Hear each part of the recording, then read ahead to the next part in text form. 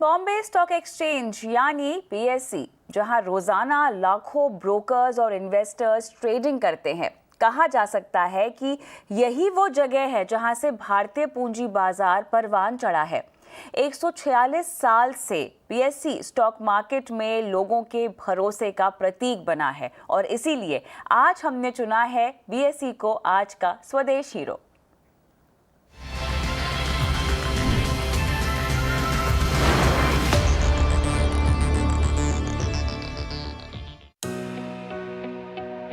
दलाल street की ये आसमान छूती इमारत जो शेयर बाजार के 150 से ज्यादा सालों की कहानी बयां कर रही है। कभी यहां बरगद के पेड़ के नीचे बैठकर कुछ ब्रोकर्स शेयरों की खरीद फरोख्त किया करते थे और बाद में यहीं पर 5 ट्रेडर्स ने मिलकर बनाया भारत और एशिया का पहला सिक्योरिटी मार्केट, बीएसई यानी बॉम्बे स्टॉक एक्सचेंज। 3 सदियां देख चुके बीएसई की स्थापना जुलाई 1875 में हुई, जिसकी छत्र छाया में भारत के फाइनेंशियल मार्केट ने रफ्तार पकड़ी। 146 सालों में बीएसई ने लोगों को एहसास दिलाया है कि बीएसई कभी रुकती नहीं है, बीएसई कभी झुकती नहीं है। इसका उदाहरण था 1993 बम ब्लास्ट, जिसके अगले दिन भी बीएसई बेखौफ होकर काम कर रही थी। आज देश की कुल संपत्ति का 1/3 हिस्सा स्टॉक मार्केट में है और दुनिया के टॉप 5 में भारत के स्टॉक मार्केट का नाम है। अब तक के सफर में बीएसई की अहम बात थी लोगों का वो भरोसा, जिसके चलते आज बीएसई में 8 करोड़ से ज्यादा निवेशकों के अकाउंट हैं। और कमाल की बात यह है कि कोविड काल के दौरान बीएसई में 3 करोड़ नए अकाउंट खुले। इसी टाइम पीरियड 2020-21 में कॉर्पोरेट के लिए 18 लाख करोड़ रुपए से ज्यादा जुटाए गए। साल 2017 में बीएसई देश का पहला लिस्टेड स्टॉक एक्सचेंज बना। वहीं बीएसई ने न सिर्फ इक्विटी बाजार बल्कि एसएमईज की लिस्टिंग और एक्सचेंज के जरिए म्यूचुअल फंड डिस्ट्रीब्यूशन में भी लीडरशिप हासिल की है। बीएसई एसएमई भारत का सबसे बड़ा एसएमई प्लेटफॉर्म है जो तेजी से बढ़ता जा रहा है। पिछले साल 350 कंपनियों ने बीएसई के एसएमईज में लिस्ट किया। वहीं बीएसई स्टार एमएफ भारत का सबसे बड़ा ऑनलाइन म्यूचुअल फंड प्लेटफॉर्म है, जबकि स्टॉक मार्केट में म्यूचुअल फंड के करीब 10 करोड़ कस्टमर्स में से 6 करोड़ कस्टमर्स ने बीएसई के जरिए ही रजिस्ट्रेशन किया है और आने वाले टाइम में ये संख्या और भी बढ़ सकती है। जबकि एसआईपी के क्षेत्र में भी बीएसई का रिकॉर्ड जानदार है।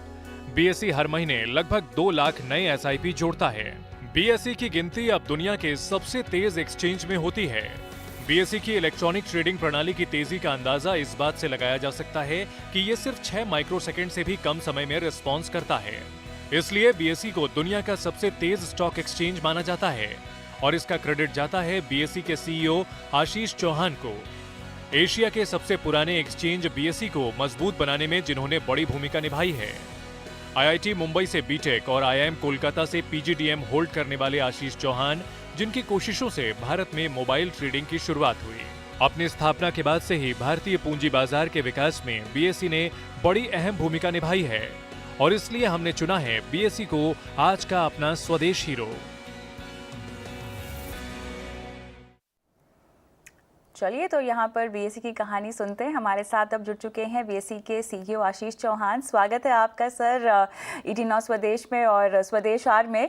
तो भारत की ग्रोथ स्टोरी देखनी अगर हमें हो तो बीएसई सेंसेक्स का सफ़र एक सही पैमाना हमको लगता है। दोनों को आप कैसे जोड़कर देखते हैं? किस तरह से तरक्की की कहानी घड़ी है और तरक्की आगे आप कैसे देखते हैं, बताएं हमें। बीएसई जैसे आपने कहा बहुत पुरानी संस्था है, 1875 में उसकी स्थापना हुई थी और उसके जो मूल है उससे भी लंबे हैं, लेकिन ये भारत की सबसे पुरानी वर्किंग इंस्टीट्यूशन है। It is so old that it's older than Indian national Congress also. और उस समय जब 1875 में जब शुरू हुआ था, आज हम 2021 में बैठे तो उन्होंने 3 सदियों देखी है। बीएसई ने 3 सदियाँ देखी है, 19, 20 और 21वीं सदियाँ। और उसमें आज जब हम देखते हैं तो भारत का टोटल जो वेल्थ है, भारत की जो संपत्ति है, उसका 1/3 से भी ज़्यादा हिस्सा स्टॉक मार्केट के अंदर इक्विटीज़ में जो निवेश किया है उसका हिस्सा है। तो करीब करीब जो ये फ्रेमवर्क जो स्टॉक मार्केट्स में बनाया बीएसई ने पिछले 145-146 सालों से, उसमें सबसे महत्व का रहा ट्रस्ट, कि जब आप कोई कंपनी में निवेश करते हो तो एक तरह से आप कंपनी के जो मैनेजमेंट है उसको ट्रस्ट करते हो और कंपनी में भागीदार बनते हो, और अननोन जिसको आप जानते भी नहीं है वो कंपनी के हिस्सेदार आप बनते हो, कंपनी के भागीदार आप जब बनते हो, तो आपको एक पूरी तरह से भरोसा है कि बीएसई का और सरकार का जो भी तंत्र है वो आपके पैसे को अच्छी तरह से यूज़ करवाने देगा, और उसमें जब प्रॉफिट मिलता है कंपनी में तो उसका जो हिस्सा आपको मिलना चाहिए वो मिलता रहेगा।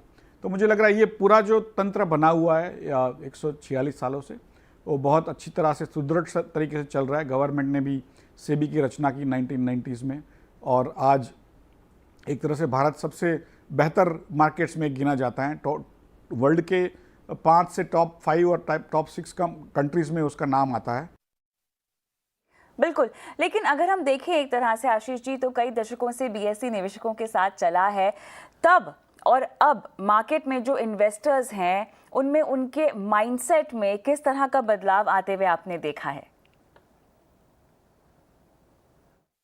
पहले जो निवेशक होते थे थोड़े कॉशियस होते थे, और क्योंकि ये जो स्टॉक मार्केट की पद्धति है वो पूरे भारतवर्ष में एक तरह से उसका प्रचार नहीं हुआ था, तो सिर्फ गुजरात और महाराष्ट्र के तक ही सीमित थी, और थोड़े बड़े शहर जैसे दिल्ली या कलकत्ते में कई लोग निवेश करते थे।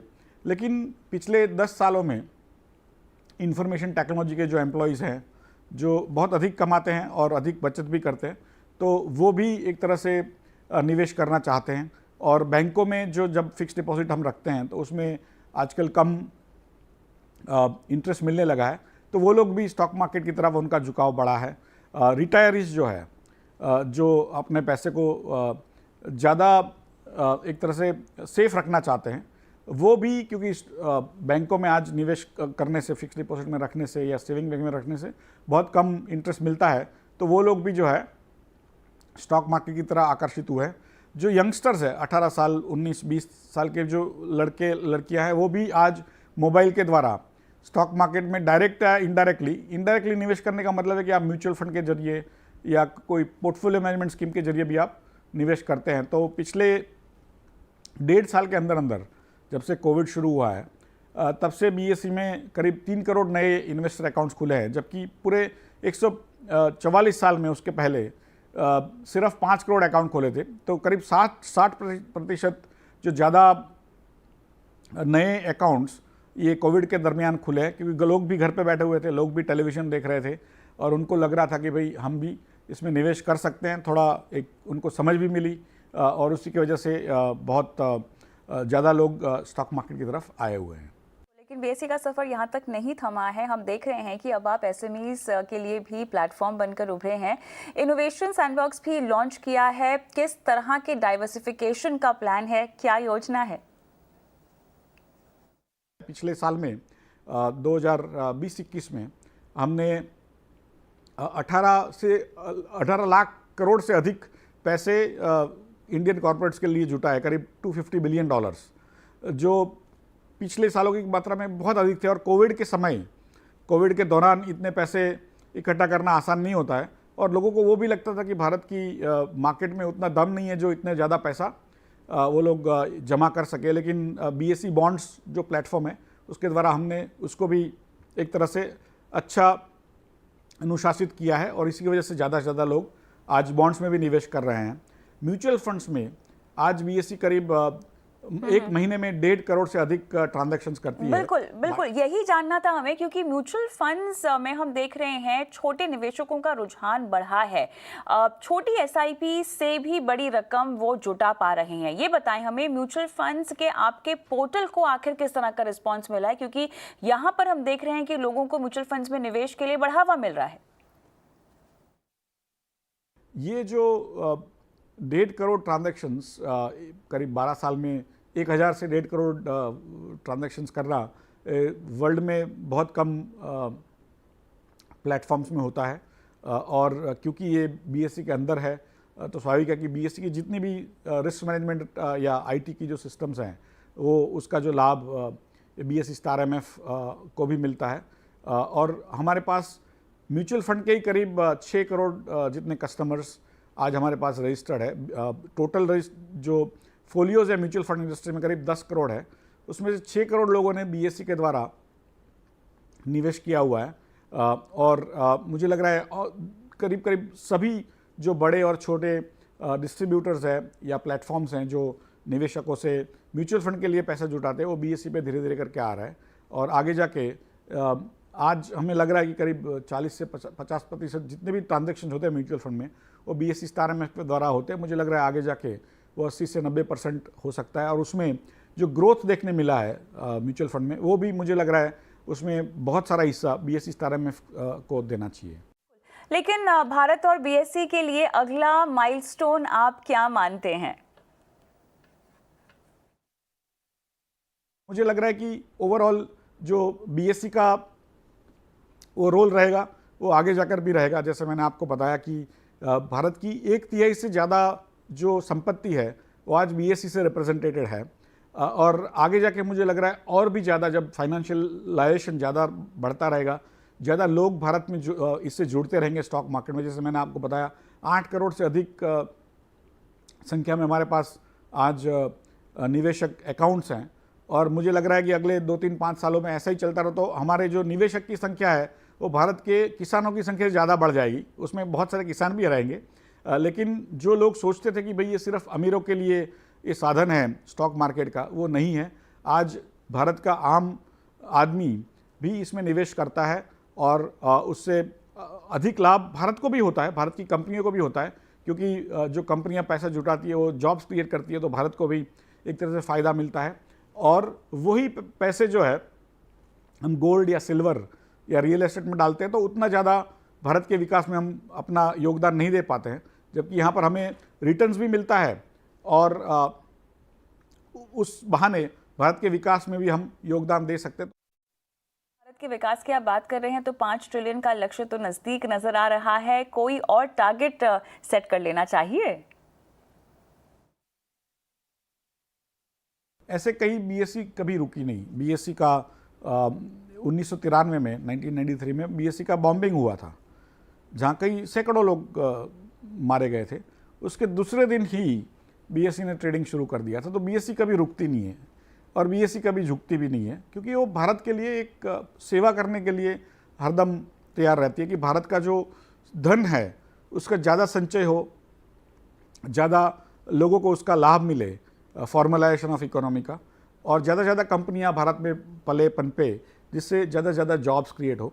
तो मुझे लग रहा है कि आज भारत इतना विकास नहीं हुआ है कि जो हम सोचे कि इतना जाके ठहर जाएंगे। हमें बहुत आगे जाना है, हम बहुत लंबा सफ़र करके आए। 145-146 साल कम नहीं होते हैं, लेकिन मुझे लग रहा है अगले 50-100-200 साल तक और हमने as a economy also, as a country also, ऐसे हम एज देश तरीके से भी और अर्थव्यवस्था के तरीके से भी हमें अगले 50-100 साल बहुत जोर से दौड़ना है, हमें बहुत त्वरित गति से दौड़ना है। एल्गोरिदम ट्रेडिंग की अगर हम बात करें तो क्या ये अब ह्यूमन माइंड को मात देंगे? क्या भविष्य आपको लगता है कि एल्गोरिदम का ही है? जैसे जैसे ऑटोमेशन बढ़ेगा वैसे वैसे ज़्यादा लोग उसमें शामिल होंगे, ज़्यादा ज़्यादा लोगों को वहाँ पर नौकरियाँ मिलेगी, एल्गोरिदम बनाने में नौकरियाँ मिलेगी, एल्गोरिदम चेंज करने में नौकरियाँ मिलेगी।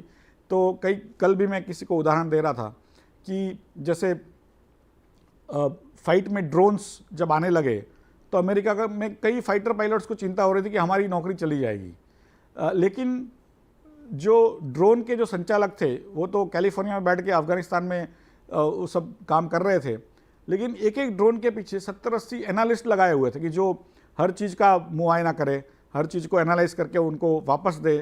तो जो एक फाइटर पायलट की जॉब कम हुई होगी, लेकिन उसके सामने दूसरे 100 लोगों को और नौकरियां मिलने की संभावना होती है। तो मुझे लग रहा है कि जो ऑटोमेशन होती है उसका एक फ़ायदा ज़रूर होता है जो उसको पहली फर्स्ट स्टेज में अपनाता है या सेकंड स्टेज में अपनाता है, और उस एक बाद में धीरे धीरे करके सभी लोग अपना लेते हैं। लेकिन उसकी वजह से जो ट्रांसपेरेंसी मिलती है, जो नई चीज़ें बनती है, मुझे लग रहा है उससे ज़्यादा से ज़्यादा अधिक जॉब्स क्रिएट होती है, अधिक फ़ायदे बनते हैं। तो उसी तरीके से हमने भारत ने कोई भी नई टेक्नोलॉजी है उसको हस्तगत करना है, उसको महारत हासिल करनी है, और उससे हमने विश्व को जीतना है। बिल्कुल आशीष जी, बहुत बहुत शुक्रिया हमसे बात करने के लिए, और आपकी तमाम योजनाओं के लिए भी आपको ढेरों शुभकामनाएं। चलिए इसी के साथ स्वदेश आर में इतना ही। मुझे भी इजाजत दें, लेकिन तमाम खबरों की अपडेट के लिए बने रहें ET नाउ स्वदेश के साथ ही। नमस्कार।